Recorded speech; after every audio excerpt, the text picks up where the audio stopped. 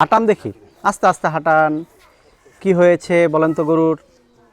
গরুর মালিক কারা? ওয়াল্লাহ, এ তো পুরা ঠান্ডা গরু। হ্যাঁ, একদম মাটির মতো।